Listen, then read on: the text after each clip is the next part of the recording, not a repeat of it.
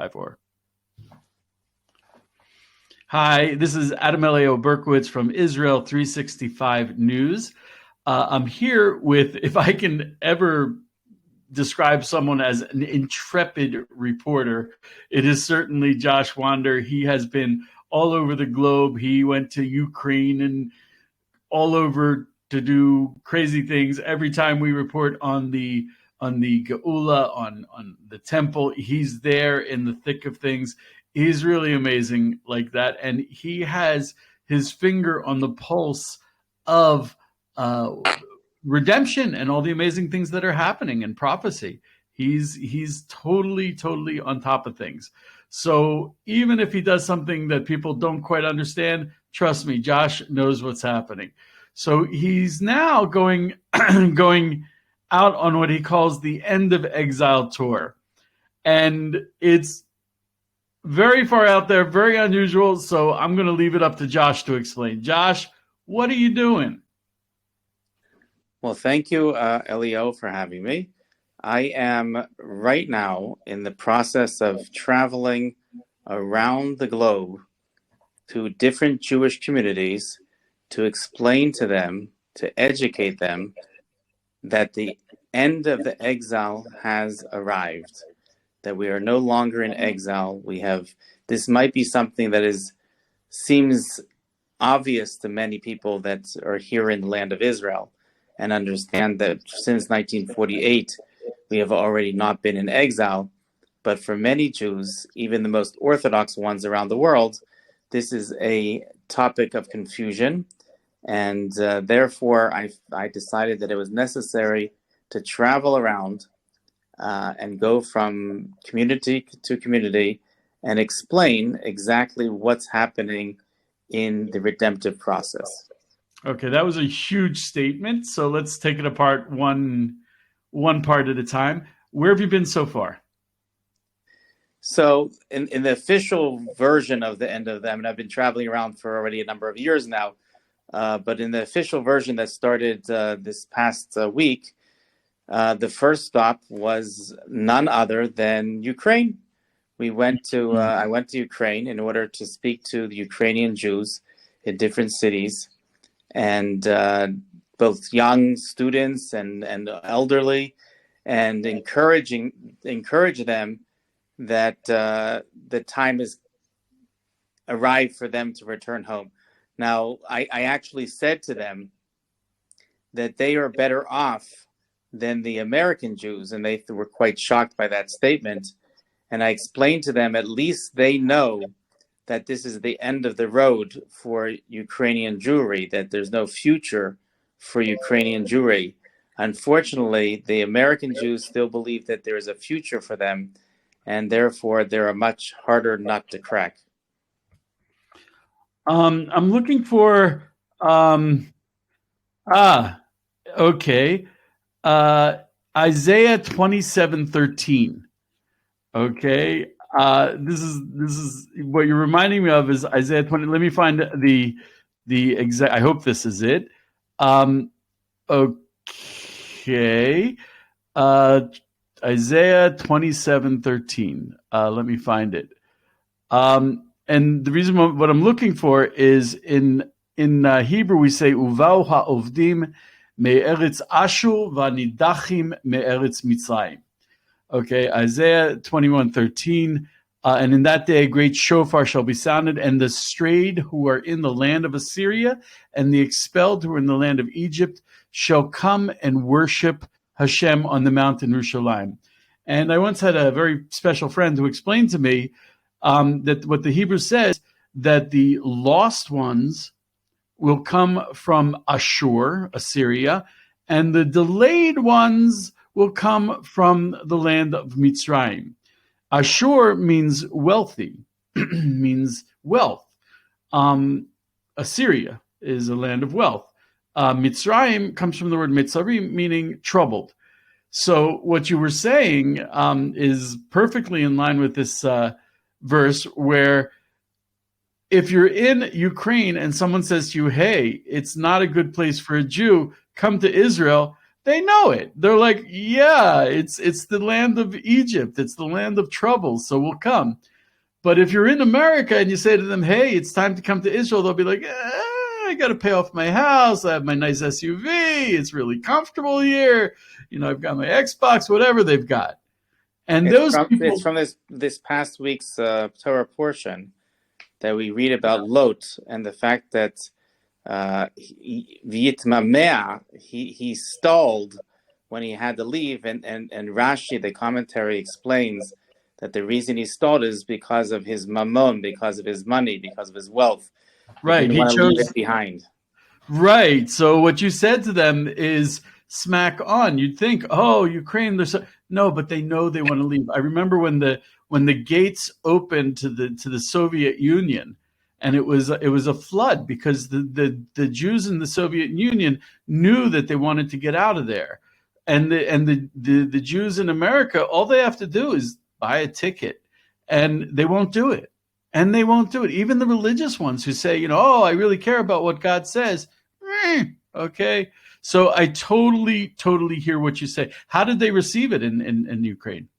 Before I answer that question, there was a prominent American rabbi that I spent this past Shabbat with in the Old City.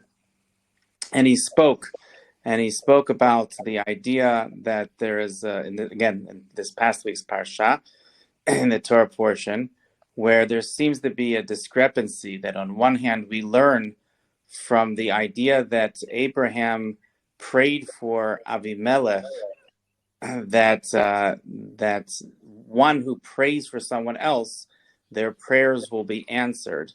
And therefore he was himself, Abraham, was able to have a child, was able to have Isaac. On the other hand, we know from the beginning of the Torah portion that God himself promised him a child. So it seems to be somewhat of a contradiction, because on one hand, God himself has promised him a child. On the other hand, we know that our sages are saying that if you pray for someone else, you will also receive that blessing. So what is it? If his talk was basically, if Abraham didn't pray for Abimelech, so therefore he wouldn't have a child like God promised him, of course he would still have a child. God promised him, but his point was, he says that he likes coffee, like you yourself, and he says you can have this beautiful mug, and it's this piping hot coffee right next to it, but you can't drink the coffee until you take the coffee and you pour it into the mug. So you have to take an action. You have to do something in order to make it happen. So after this long-winded speech, I got up and I said, Rabbi, I said, what is the action that needs to happen in order to get the Jews of America to move home to their homeland? Oh.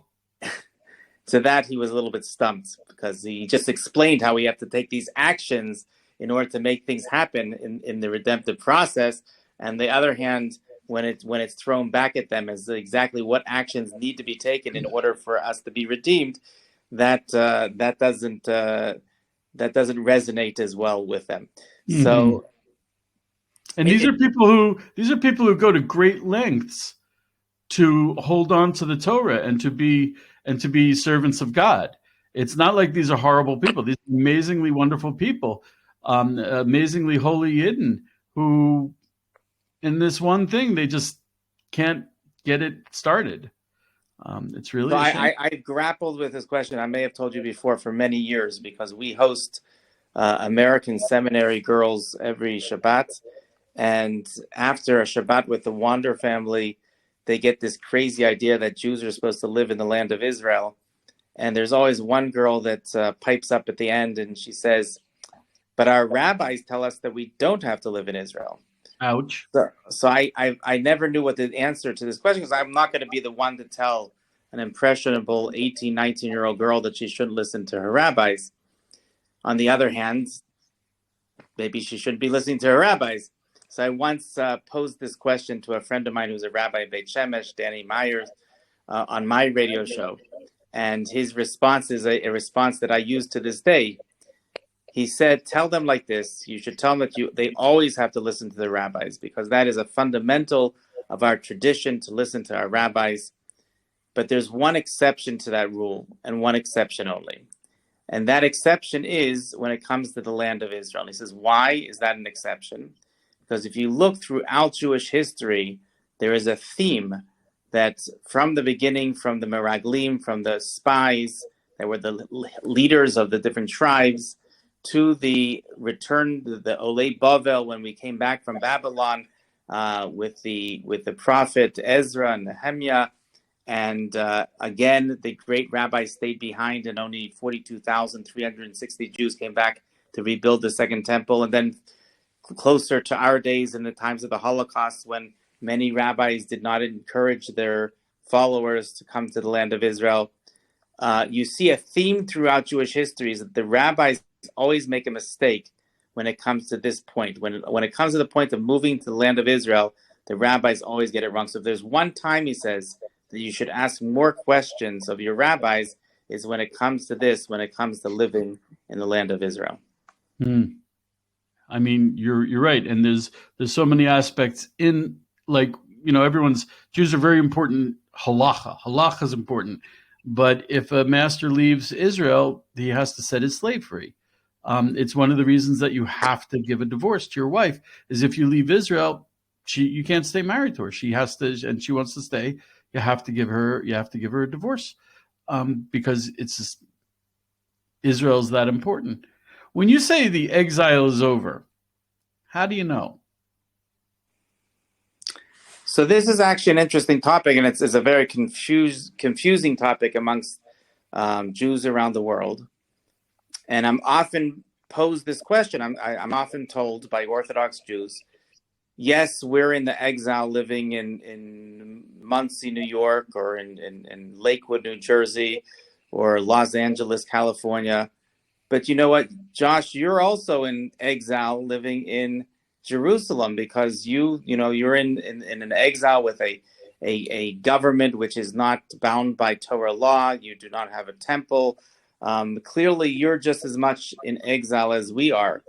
And that is a topic that I like to discuss, because I personally define the idea of being an exile as someone who is away from where they're supposed to be, away from their home, geographically. So a Jew being in Jerusalem, or being in Judea for that matter, is at home. This is exactly where we're supposed to be. And therefore, we're not in exile. I would admit in a heartbeat that the Shekhinah, God's presence, is in exile, and we still have where to go to as far as the redemptive process to bring the God's presence back to the land. But to say that I'm in exile, being a Jew in Jerusalem or in Judea, that to me sounds ridiculous. And this is one of the many confusions that I believe Orthodox Jews have, and what keeps them from coming home. I totally agree with you. And the implications are huge. If you say the exile is over, we're in a different reality of Torah and Judaism. Halachas are different. The definition, I would like to push to have yes, a Jew who's living outside of Israel, he is a Jew. But I like the expression Klal Yisrael, the congregation of Israel. He's not part of the congregation of Israel. He can't do bikurim. There's a lot of things he's not permitted to do halachically.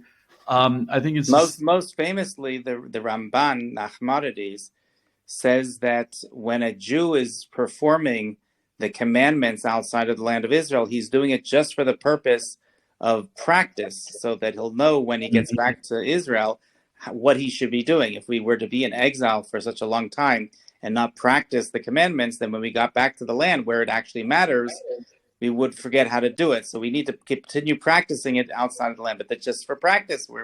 We need to come back to the land to actually perform the commandments the way they were meant to be. I compare it to scuba diving in a swimming pool. It's like, yeah, you're doing it, but are you really? Are you really doing it? A fascinating point is that the Chazon Ish, which was one of the greatest rabbis of the last generation here in Israel, who was from the ultra-Orthodox Haredi community, someone that was not connected to Zionism or connected to the modern national religious movement, quite the opposite. But he himself said in 1948, after the creation of the State of Israel, that we have left exile, but we have not yet gotten to the point of redemption. So we're in limbo somewhere between exile and redemption. But he himself admitted that we're no longer in exile. Unfortunately, that is a position that his nephew, by the way, Reb Chaim Kanievsky, definitely took this position, but it's a position that is not so popular in ultra-Orthodox communities and circles, both here in Israel and abroad. So what's your next step on the tour? What's your next stage in the tour? So the next stage is actually a much deeper and darker exile than the Ukraine. It's to the United States, or as I call it now, the un-United States of America. I'll be going to the East Coast for now and visiting a number of communities there. And there are some big conventions that are coming up this week and next, including what is known as the Kenes HaShluchim of Chabad. The Chabad Hasidim have representatives, what they call emissaries, that they send around the globe. And 5,000 rabbis come together each year in Crown Heights in Brooklyn, New York. And it's the largest gathering of Orthodox rabbis in the world. And I'm going to be confronting them with my Israeli flag. And I'm going to be, because they, although they very much have a deep love for the land of Israel, they do not encourage their followers to make aliyah and to move to the land of Israel. And that is something which most people are not aware of it, but that is part of their philosophy, that Jews should remain in exile until the Messiah comes. So I decided that that's going to be a stop I have to make. Instead of having to travel to 5,000 different locations around the world, I could just stop at 770 Eastern Parkway in Crown Heights and meet them all at one time. So it's too easy for me to play devil's advocate. It's too easy. It's something that comes very naturally to me. So that's what I'm going to do. But they're saving Jews all over the world. They're doing amazing work saving Jews. Isn't that more important than moving to Israel? So first of all, I am the first one to commend the efforts of Chabad around the world. I use their services when I travel. Wherever I go, there's always a Chabad house somewhere that if I need to find kosher food or something, if I need help with Shabbat services, they're always around and they do amazing work. That having been said, again, their philosophy is to keep the Jew in exile. And that's something which I differ with them. I once gave a talk in a Chabad community in America, and the rabbi of the community got very defensive about my words. And he got up afterwards and he said that I would love to move to the land of Israel, but he said, what can I do? The Rebbe, the Lubavitcher Rebbe, he told us that we, the emissaries, are like the captain of a ship when the ship is sinking. That was the parable that they gave. That's when a ship is sinking, the last one to get off the ship is the captain. His job is to stay behind and to make sure that everyone's safe.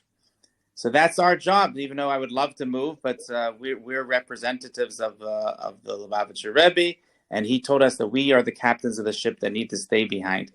So I got up afterwards and I said back to him, I said, Rabbi, I want to commend you and your family on the fact that you're willing to risk your lives for the Jewish people.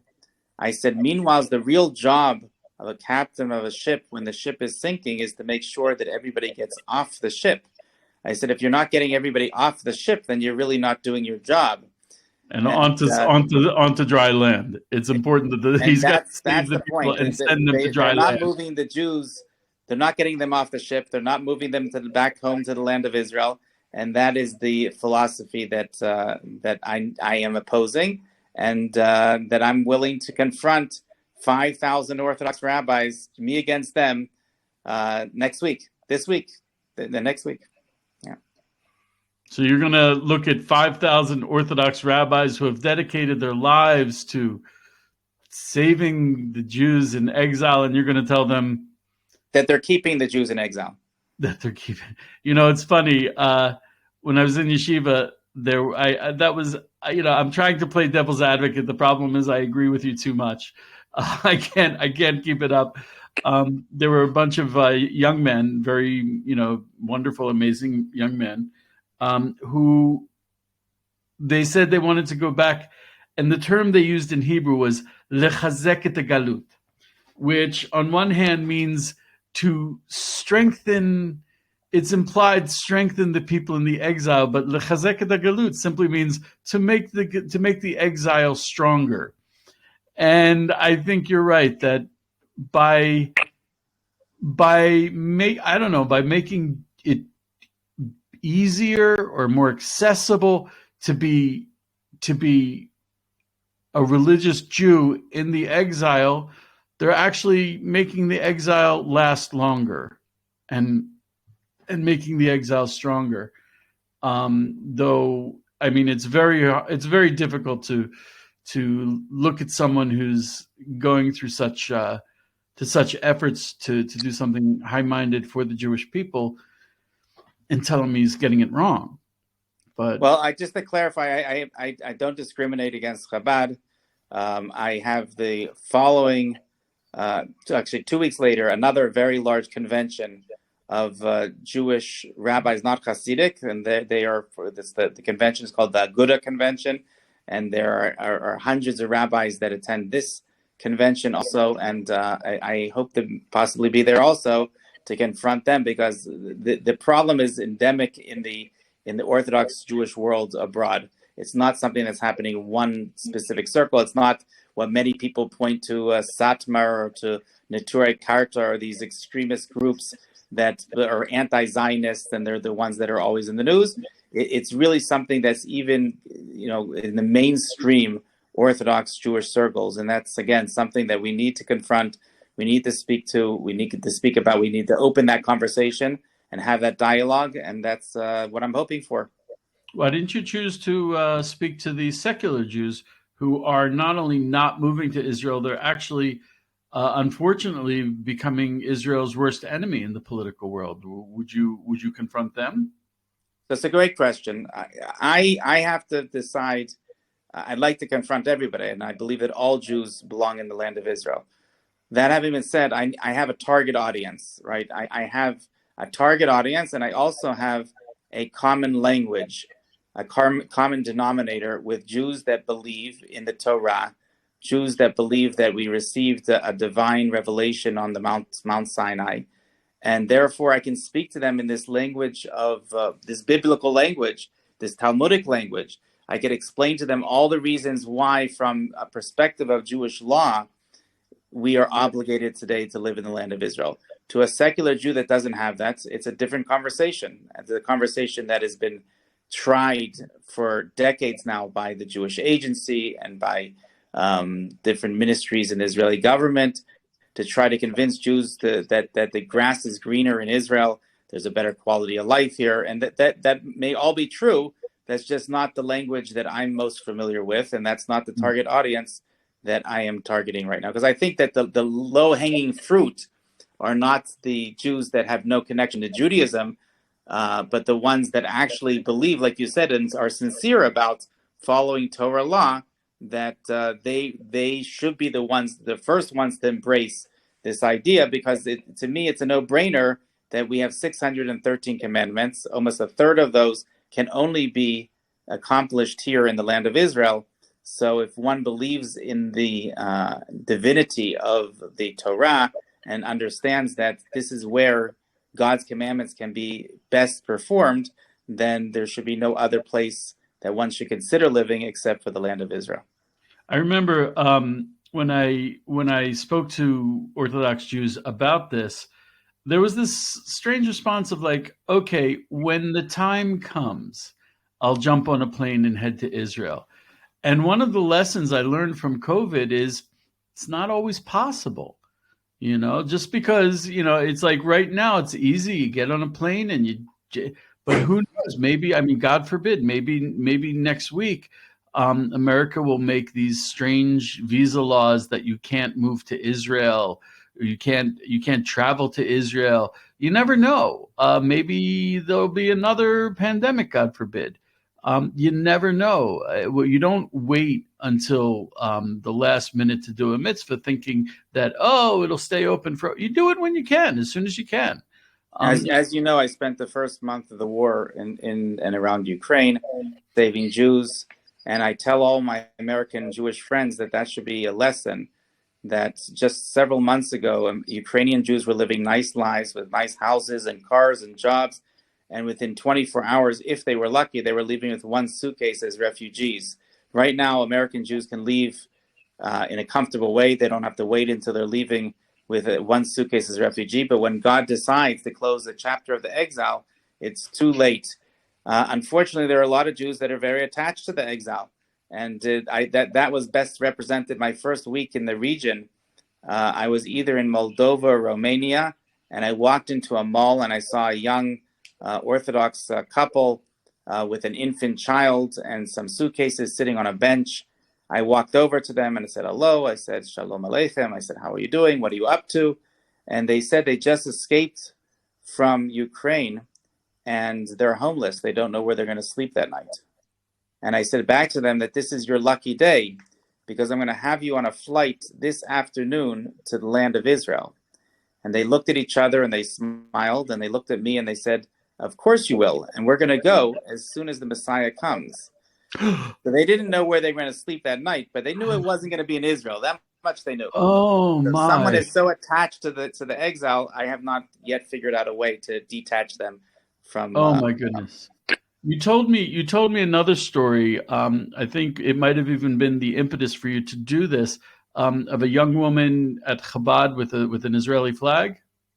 Right. So this past festival of Sukkot, we have every day of Sukkot we have these big festivities, what is known as a Simchat Bet HaShoeva.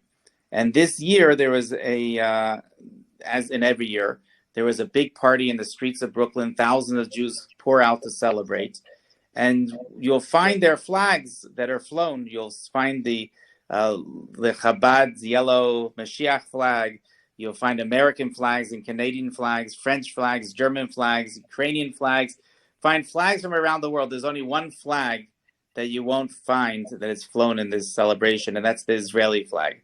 And there was one courageous Chabad woman who was in the process of making Aliyah, coming to Israel.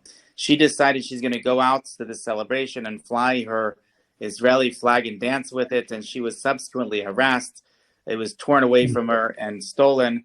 And again, this is just representative of this philosophy, what I believe is a mistaken philosophy that is held by that group of Orthodox Jews. My gosh, Josh, I am so in awe of how you just see the world has to be fixed, and you just move forward to fix it against all odds. I'm really, I am humbled. I am in awe. And I am waiting to see what kind of response you get. These are Orthodox Jews who just, I mean, what you told me about the flag, that they didn't even want to see the flag of Israel. That's painful. It's actually painful to hear. Well, listen, it's going to be an interesting trip, and again, I'm going to try to reach as many Jews as I can and spread the word, and what can I say? There's not much time left, so we have to get the word out as quickly as we can. That's why we created my organization called Bring Them Home, which you can go to itstimetoleave.com. The website itstimetoleave.com has hundreds of videos of prominent rabbis and Rebbitzin speaking about the importance of living in the land of Israel, and we have our radio show and our podcast and everything over there. And that's what we have to do. We are ambassadors. Our job is to do what we can to try to spread the word. If they listen or not is not up to me. unlike many circles of Orthodox Jewry, which claim that no Jew will be left behind, I unfortunately am not as optimistic as they are. And I think that many of them, just like in Egypt, we have a tradition that 80% of the Jews did not make it out of Egypt. They were so attached to that exile that they died off in that exile. They didn't make it to the land of Israel. They didn't make it out of the land of Egypt. Likewise, today, I have a feeling that a lot of Jews will not ever make it out, but we have to do our best to try to save as many as we can. That midrash blows me away. That 80% of the Jews stayed behind in Egypt and died. And when you read the Torah and you read about all the rebellions and the sins they did, those were the best of the Jews. The 80% who stayed behind didn't even want to leave. They were, if they had come out, they would have caused so much more trouble. And I once got into a dialogue with a friend, and we were talking about moving to Israel. And when I raised that midrash, he's like, "What, are you comparing me to the Jews who stayed behind in Egypt?" I'm like, "Well, actually, yes." He wasn't happy, but I mean, it's a clear analogy. It's tough love. It's we say things. I often say things that some find offensive even, and many people have complained to me that this is not the way to try to attract people back to the land of Israel, is by scaring them or by telling them, that they have to move. But like I said, there are other agencies and organizations that have been attempting for decades to do the soft sell and say how beautiful it is, just come home, and it just hasn't worked. A drop in the bucket, a drop in the ocean has actually made it back. Half of the Jewish people have made it back, but most of them, unfortunately, were because they were running away from something, not because they had positive reasons to come here. And I think that both messages are important. It's important to explain to people why they should move here on a positive note, but also to explain to them how scary the exile is and will be for the Jewish people. And I feel, I'm always hesitant to use this example, because when there was nothing like in our lifetimes or in the previous generation, there is nothing like the Holocaust. But just the way that the feeling that we have, that we are on the brink of, it may not be a Holocaust per se, maybe a spiritual Holocaust, but maybe not a physical Holocaust. Whatever it is, the Jews that are in exile that choose to remain there are in danger, both physically and spiritually.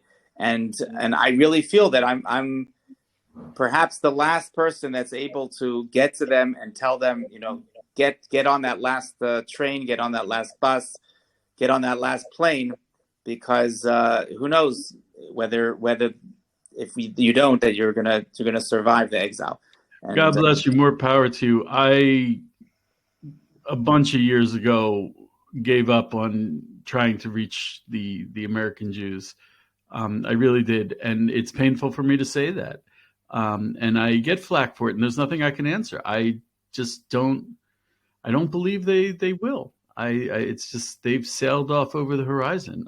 My wife claims that I'm a reincarnation of the biblical figure of Ezra, that tried his best to try to convince all of the Jews in the exile in Babylon to come home. Unfortunately, most of them didn't listen, and he cursed them for that. But we have to do our part, and we have to give our message. That the prophets were very unpopular people. People did not want to hear the message that most of the prophets had to give, and some of them were attacked. Some of them were killed even for delivering this message. But it's a message that has to be delivered, and I'm going to do my best to do my part to deliver that message. God willing. More power to you, Josh. Okay. I want to hear about it when you get back. I'd like to hear. I'd like to be surprised. I'd like to hear that they were all like, "Oh, now that you mention it, right, Israel." What was I thinking? I'm hoping that's the case, but I kind of, I'd like to see it. Okay, I'd like to see it. Josh, thank you so much. Be blessed with lots and lots of success, and God willing, we'll hear good news from you soon. God willing. Thank you.